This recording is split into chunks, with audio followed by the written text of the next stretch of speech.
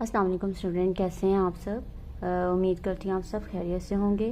Class हम लोग ने अपना चैप्टर नंबर 1 स्टार्ट किया था 10 क्लास का, और एक्सरसाइज 1.3 थी, और इसके हम क्वेश्चन नंबर 1 और 2 पार्ट कर चुके थे। थोड़ा सा रिकॉल कर देती हूँ। हमने इसके अंदर सबसे एक्सरसाइज 1.3 में जो है कुछ कॉम्प्लेक्स नंबर्स के बारे में, उनकी प्रॉपर्टीज़ के बारे में पढ़ा था। ठीक है, कॉम्यूटेटिव प्रॉपर्टी, एसोसिएटिव प्रॉपर्टीज़, उनको प्रूव करना देखा था। ठीक है, उसके अंदर कॉन्जुगेट्स कुछ अप्लाई हो रहे थे। कॉन्जुगेट कॉम्प्लेक्स प्रॉपर्टी, जो कॉम्प्लेक्स नंबर्स हैं उनकी प्रॉपर्टीज़ थोड़ी सी हमने देखी, एंड देन उसके बाद हमने मॉडुलस का कॉन्सेप्ट देखा। अब यहाँ पर अगर हम अपने क्वेश्चन नंबर 3 की बात करें तो उसमें भी देखें, उसने हमें if z is equal to 5 - 2 iota एक कॉम्प्लेक्स नंबर दिया हुआ है। ठीक है, और वो कह रहा है कि वेरीफाई करें जो कॉम्प्लेक्स नंबर है इसका कॉन्जुगेट का कॉन्जुगेट। ठीक है, उसको जब हम सिंप्लीफाई करें तो उसका आंसर हमारे पास किसके पास आना चाहिए, इस कॉम्प्लेक्स नंबर के जो ऑलरेडी गिवन है।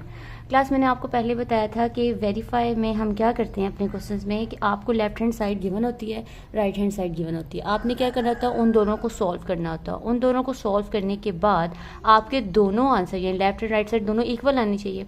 लेकिन कुछ क्वेश्चंस ऐसे होते हैं कि जिसमें आप किसी एक, फॉर एग्जांपल अगर आप लेफ्ट हैंड साइड को सॉल्व कर रहे हैं तो ऑटोमेटिकली आपका वो जो आंसर होगा वो राइट हैंड साइड के इक्वल आ जाएगा, आपको उसको सॉल्व करने की जरूरत नहीं पड़ेगी। ठीक है, या राइट हैंड साइड को लेके चलेंगे तो आपको automatically left hand side answer आ जाएगा।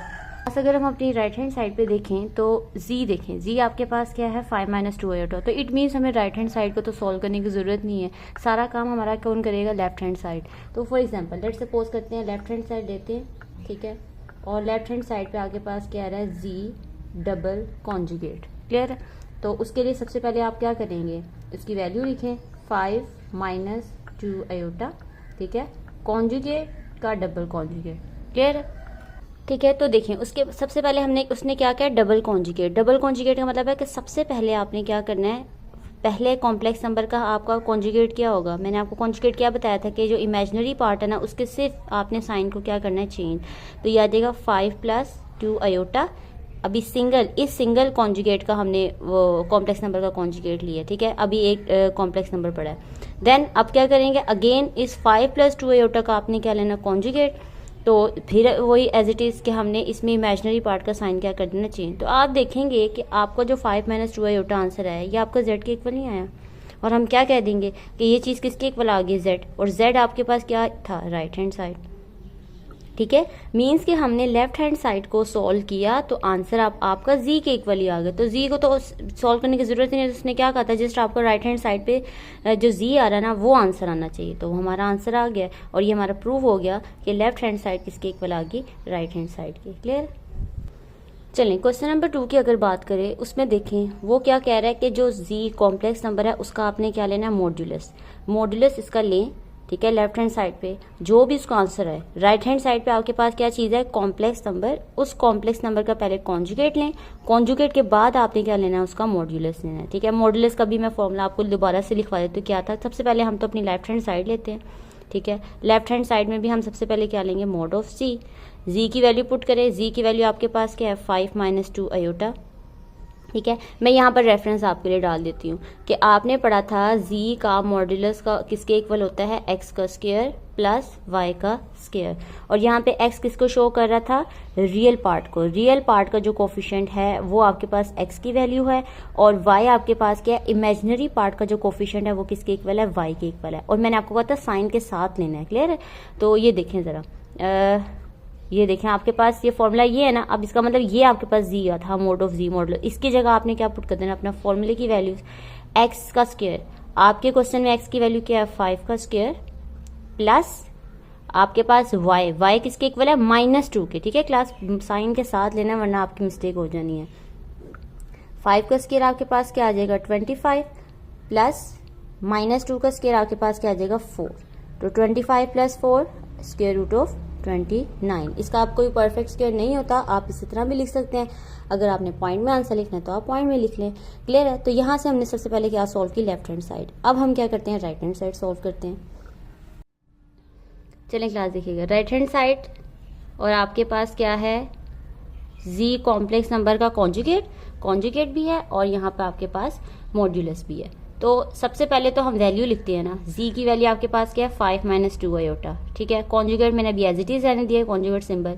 नेक्स्ट स्टेप में हम कॉन्जुगेट निकाल लेते हैं। कॉन्जुगेट का क्या मतलब है, कॉम्प्लेक्स नंबर का जो इमेजिनरी पार्ट है उसके साइन को क्या कर दे चेंज, माइनस है तो प्लस, प्लस है तो माइनस, तो माइनस आ रहा था तो मैंने साइन चेंज कर दिया। अब यहाँ पे आपने रेफरेंस डालना है कि मैंने मॉड्यूलस फाइंड करना है, ठीक है। ये मॉड्यूलस, तो मॉड्यूलस का क्या मतलब होता है, रियल पार्ट के कोफिशिएंट का स्क्वायर प्लस इमेजिनरी पार्ट के कोफिशिएंट का स्क्वायर। तो ये आपके पास क्या आ जाएगा, 5 का स्क्वायर 25, 2 का square 4 which is equal to square root of 29।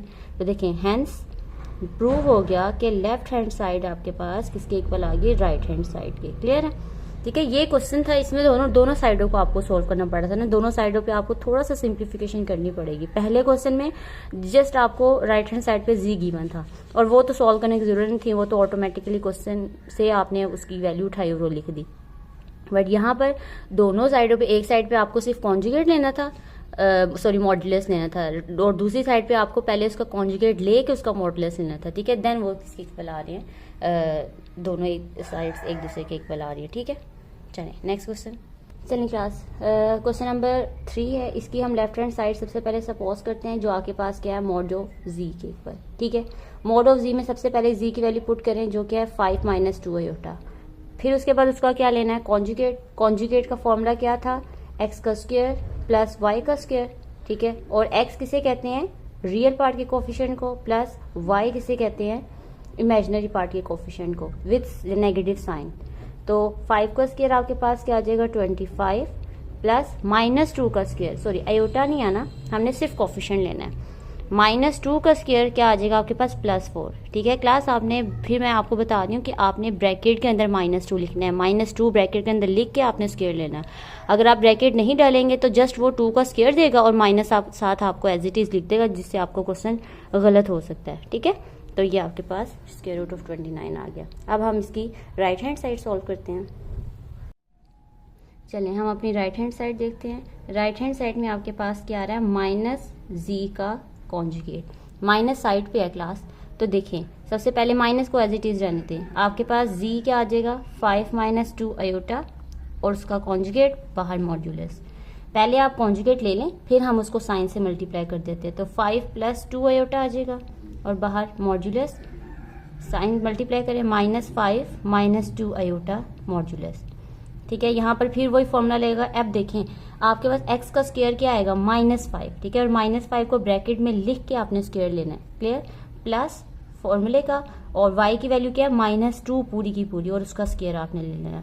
ये क्या आ जाएगा -5 का स्क्वायर भी 25 आएगा और -2 का स्क्वायर 4 आएगा which is equal to square root of 29। और आप देखें आपकी दोनों साइड्स क्या आ रही हैं, इक्वल। तो hence prove that left hand side equal to right hand side, ठीक है। ये मेरे ख्याल से मुझे पर्सनली ये ज्यादा इजी लगता है, क्योंकि देखें इसमें आपको क्वेश्चन के बारे में पहले ही पता होता है कि यार हमारा ये आंसर आना ही आना है, ठीक है। तो जहां पे भी आपको लगे कि आपको क्वेश्चन गलत हो रहा है तो आपको फौरन पता चल जाएगा कि यार मेरी कोई मिस्टेक है जिसकी वजह से मेरा आंसर गलत आया है, ठीक है। चलिए नेक्स्ट क्वेश्चन करते हैं। चलिए क्लास नेक्स्ट क्वेश्चन अगर हम देखें तो उसमें वो कह रहा है, लेफ्ट हैंड साइड अगर मैं देखूं तो उसमें वो कह रहा है कि आपने एक कॉम्प्लेक्स नंबर लेना है, उसी कॉम्प्लेक्स नंबर का आपने कॉन्जुगेट लेना है, ठीक है, और उन दोनों को मल्टीप्लाई करना है। आपकी लेफ्ट हैंड साइड आ जाएगी। राइट हैंड साइड में आपने क्या करना है कि अपना एक कॉम्प्लेक्स नंबर लेना है, उसका कॉन्जुगेट लें, उसके कॉन्जुगेट का जो भी आंसर आएगा आपने उसका स्क्वायर ले लेना है, क्लियर है। तो चलें लेफ्ट हैंड साइड को सॉल्व करते हैं। सबसे पहले तो मैं क्वेश्चन लिखती हूँ ना, जी डॉट जी कॉन्जुगेट।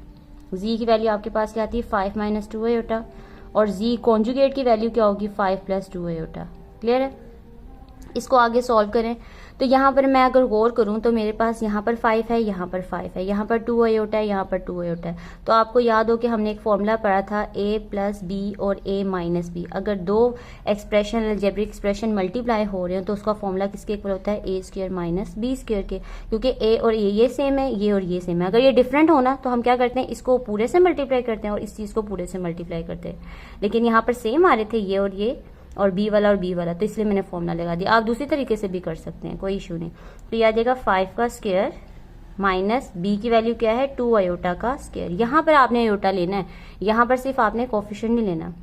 तो यह क्या आ जाएगा 5 का स्क्वायर 25 माइनस 2 का स्क्वायर 4 और आयोटा का स्क्वायर 25 माइनस 4, अयोटा का स्क्वायर -1, तो ये आ जाएगा 25 माइनस माइनस प्लस और 29। क्लियर है?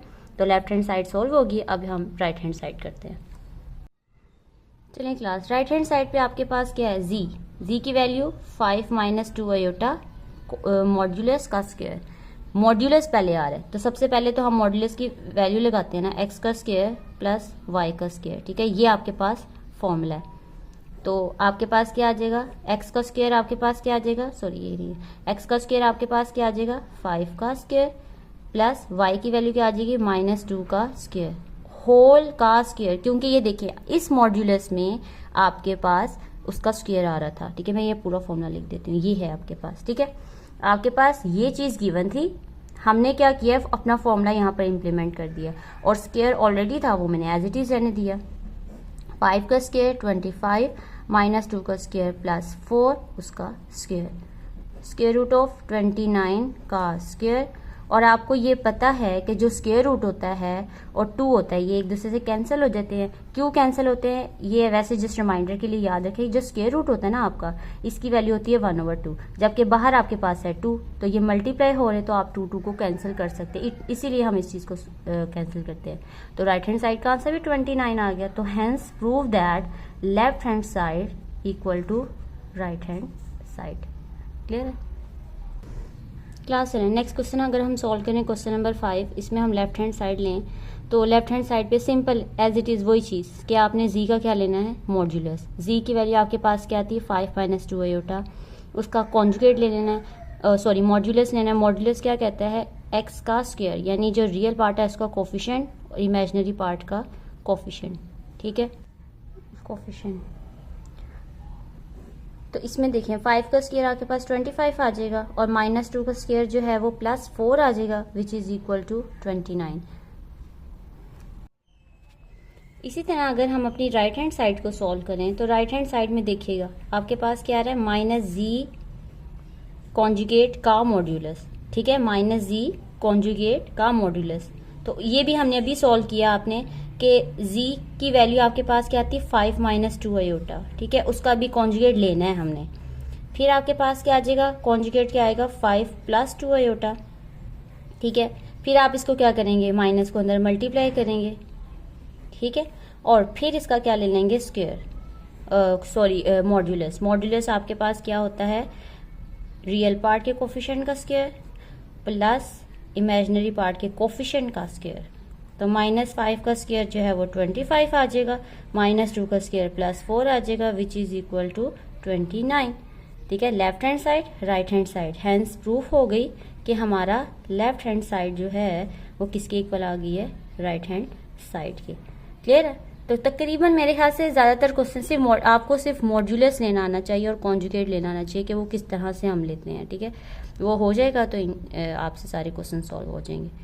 चलें क्लास, क्वेश्चन नंबर 4 देखते हैं। क्वेश्चन नंबर 4 में आपके पास है if z is equal to 4 minus 3 iota then verify that z का मॉड्यूलस, इसका आंसर -z का मॉड्यूलस, इसका आंसर z डबल कॉन्जुगेट का मॉड्यूलस, इसका आंसर और -z का कॉन्जुगेट का मॉड्यूलस आपके पास इक्वल आने चाहिए।